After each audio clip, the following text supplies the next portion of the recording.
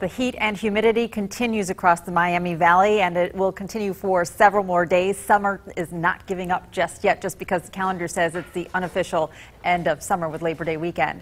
Temperatures right now 91 in Troy, also in Springboro. We have 89 in Springfield and Xenia, and 84 in Oxford and 86 in Richmond. Currently in Dayton, we are sitting right at 90 degrees, the warmest it's been all day today. Southwest winds at 7 miles an hour, and the humidity right around 50%, and the pressure is at 30.18 inches. You factor in that humidity, and it feels like it's 94 degrees here in Dayton. In some areas, it feels even warmer.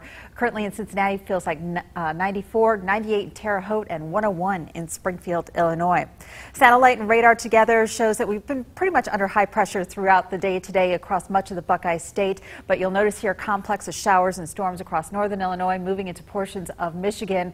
Most of this should stay off to our north, but there have been a couple of isolated showers that have popped up around town, but most areas have remained dry. I want to take you here to South Florida, and you can see here Tropical Storm Gordon pulling away from the Florida coast. Heavy rain and winds gusting up to about 50 miles an hour have been affecting parts of South Florida.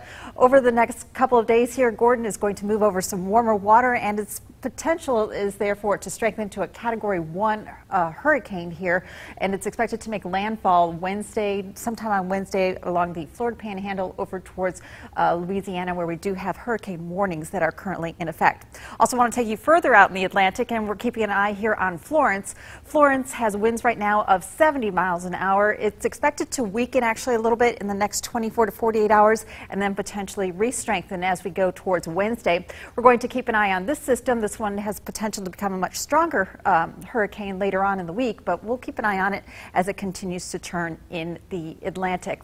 Back here closer to home, we are going to continue with hot and humid weather for the next several days. The best chances for rain will be towards the end of the week, and that will allow temperatures to drop back to near normal for next weekend. Temperatures were not normal today. Today's top temperature 92, about 10 degrees warmer than our normal high, and this morning's low was 73, again about 10 degrees warmer than where we should be for this time of the year. High humidity for the next couple of days, and then finally starting to see a break in the humidity by Friday.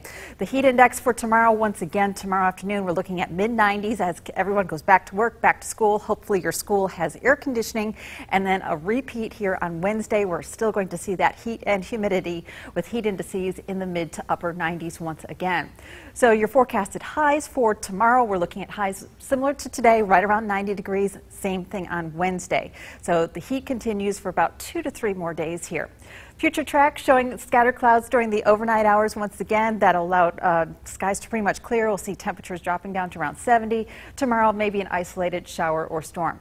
Forecast for tonight, muggy down to about 70 degrees for your overnight low, and then tomorrow hot and humid with a high of 90, mostly sunny skies, and those heat indices in the middle to upper 90s. Your extended forecast here, we're looking at upper 80s on Thursday with a chance of showers and a few storms.